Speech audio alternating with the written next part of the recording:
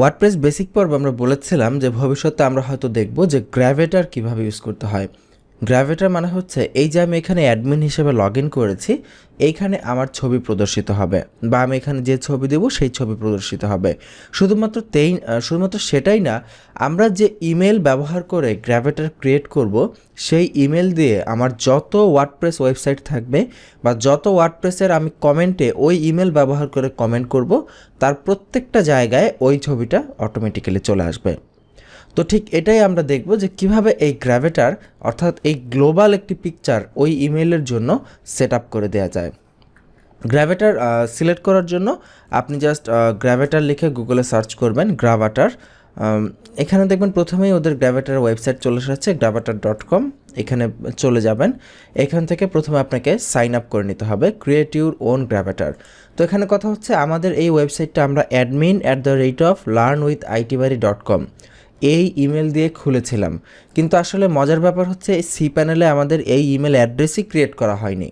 তো জাস্ট আপনাদেরকে দেখানোর জন্য ডামি ইমেল দিয়ে খোলা হয়েছে। তো যেহেতু আমরা গ্র্যাভেটার এখন রেজিস্ট্রেশন করতে যাব, আমাদের কনফার্মেশন ইমেল আসবে। সো দ্যাটস ওয়াই প্রথমে আমাদেরকে এই ইমেলটা আমাদের cPanel থেকে ওপেন করে নিতে হবে। তো আমি ইমেল অ্যাকাউন্টসে যাচ্ছি। আমাদের আগের একটি ইমেল ক্রিয়েট করা আছে যেটা আপনারা দেখেছেন, info@learnwithitbari। এখান থেকে আমরা নতুন একটি ইমেল অ্যাকাউন্ট ক্রিয়েট করব। জাস্ট প্লাস ক্রিয়েট এই বাটনে ক্লিক করছি, এখান থেকে অ্যাডমিন দিচ্ছি, এটার পাসওয়ার্ড সেট আপ করতে হবে। আমি এখানে itbari 1234 জাস্ট ক্রিয়েটে ক্লিক করছি, ক্রিয়েট হয়ে গেল admin@learnwithitbari.com। সো চেক ইমেলে ক্লিক করে আমরা ইমেলে লগ ইন করে রাখি। ইমেলে লগ ইন করে আগেই রাখতে হবে এমন না, আমি জাস্ট কাজের সুবিধার্থে লগ ইন করে নিলাম। এবার আমরা গ্র্যাভেটারে একটি ইমেল অ্যাকাউন্ট ক্রিয়েট করব। সো জাস্ট গ্র্যাভেটার থেকে গ্র্যাভেটারের অ্যাকাউন্ট ক্রিয়েট করব, not email account. So create your own Gravatar এখানে ক্লিক করছি। এখানে ক্লিক করলে দেখবেন যদিও আমরা কাজ করছি wordpress.org নিয়ে, কিন্তু গ্র্যাভেটার আমরা যদি চাই যে গ্র্যাভেটার আমরা দিব, তাহলে সেই ক্ষেত্রে আমাদের wordpress.com-এ একটি অ্যাকাউন্ট ওই ইমেল দিয়ে রেজিস্ট্রেশন করে নিতে হবে। কিন্তু আপনারা কিন্তু আবার ভাববেন না যে আমরা wordpress.com ব্যবহার করছি। বিষয়টা হচ্ছে গ্র্যাভেটার ইউজ করতে হলে আমাদেরকে অর্থাৎ যে ইমেল, যে কোনো ইমেল হতে পারে, শুধুমাত্র অ্যাডমিন না। এখানে আমার ওয়েবসাইটটা লগ ইন হওয়া আছে অ্যাডমিন দিয়ে, সো দ্যাটস ওয়াই আমি অ্যাডমিনের ইমেলটা ব্যবহার করছি। যে ওয়েবসাইটে আপনি ওয়ার্ডপ্রেস ব্যবহার করতে চান ওই ইমেল দিয়ে আপনাকে wordpress.com-এ একটি অ্যাকাউন্ট ক্রিয়েট করে নিতে হবে। তো এখানে আমরা আমাদের ইমেল অ্যাড্রেসটি দিব, আমি এখানে ওয়েবসাইটের নামটা কপি করে নিয়ে আসি, learnwithitbari.com। Choose a user name, admin learn itbari দিলাম, এরকম একটা ইউজার নেম, এখানে itbari 1234। আচ্ছা, এই ইউজার নেমটা আমাদেরকে মনে রাখতে হতে পারে পরবর্তীতে আমাদের কাজে লাগানোর জন্য। ইমেল অ্যাড্রেসটাও আমরা একটা নোটপ্যাডে সেভ করে রাখবো, কারণ হচ্ছে পরবর্তীতে যেন ভুলে না যাই। এখান থেকে ক্রিয়েট ইউর অ্যাকাউন্ট, wordpress.com-এ একটি অ্যাকাউন্ট ক্রিয়েট হয়ে যাবে এখানে। আচ্ছা, পাসওয়ার্ডটা আমরা সেভ করে রাখছি ব্রাউজারে। ওকে, এখন দেখুন একটি ইমেল পাঠানো হয়েছে এই ইমেল অ্যাড্রেসে গ্র্যাভেটারে সাইন আপ করার জন্য। তো এবার আমরা আমাদের জিমেল অ্যাড্রেসটা রয়েছিল সেটার ইনবক্সটা এভাবে রিফ্রেশ করবো এখানে ক্লিক করে, অথবা এখানে রিফ্রেশ বাটনে ক্লিক করতে পারি। এখনও ইমেলটি আসে নাই, ইমেলটা আসতে একটু সময় লাগতে পারে, হয়তো কখনো ইনস্ট্যান্টলি চলে আসবে, কখনো দেখবেন 1 মিনিট 2 মিনিট এরকম সময় লাগতে পারে।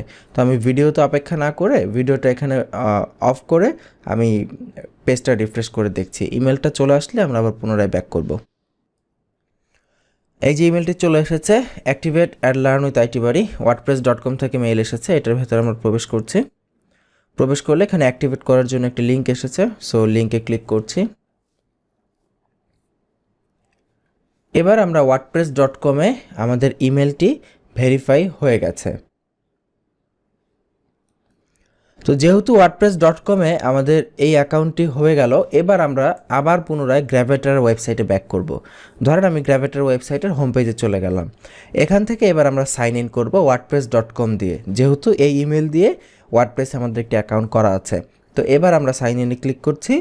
এবার আমরা wordpress.com ব্যবহার করে যে admin@learnwithitbari.com এটা নিয়ে আমরা এখানে এখন লগ ইন করবো। তো লগ ইন করার জন্য ম্যানেজ গ্র্যাভেটার দেখুন এখানে বলতেছে আচ্ছা যখন আমরা ক্লিক করলাম সাইন ইনে অটোমেটিক্যালি লগ ইন হয়ে গেছে।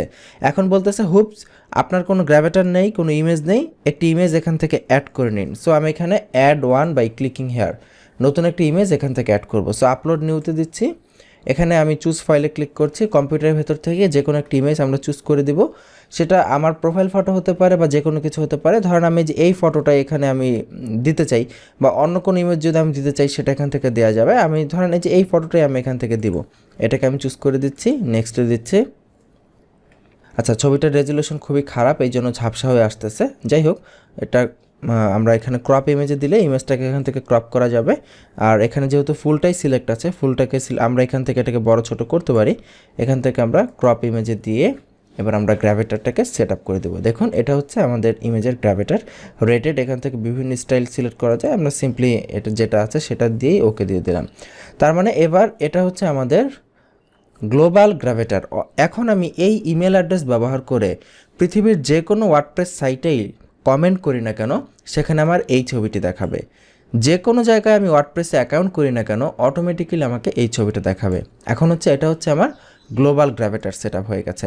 এবার আমি যদি এক্সাম্পল হিসেবে আমি যদি এই পেজটাকে রিফ্রেশ করি ওয়ার্ডপ্রেসের, আচ্ছা এখানে ধরুন আমি যদি ড্যাশবোর্ডটা পুনরায় রিফ্রেশ করি দেখবেন এখানে এই ছবিটা চলে আসবে। আচ্ছা এখনও আসে নাই, আমরা এডিট মাই প্রোফাইলে গিয়ে দেখি।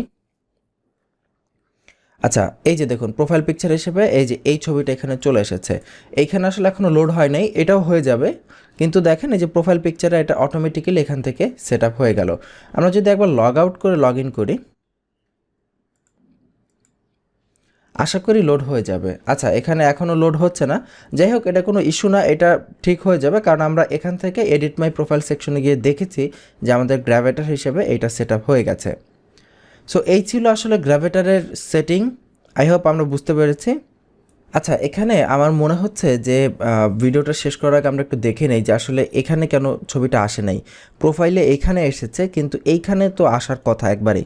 আমাদের মনে হচ্ছে সেটিং থেকে আমাদের ডিসকাশনে গ্র্যাভিটারটা চেঞ্জ করা আছে। আমরা একটু নিচে যাচ্ছি। হ্যাঁ এই যে দেখুন এখানে যে ডিফল্ট গ্র্যাভিটারে এইটা সিলেক্ট করা আছে। সো দ্যাটস ওয়াই এখানে এই গ্র্যাভিটারটা শো করছে। তো এখান থেকে আমরা এটা চেঞ্জ করে গ্র্যাভিটার লোগো অর্থাৎ গ্লোবাল যে গ্র্যাভিটার আছে সেই গ্র্যাভিটার লোগোটা চুজ করে দিব, দিয়ে আমরা সেভ চেঞ্জেসে ক্লিক করছি।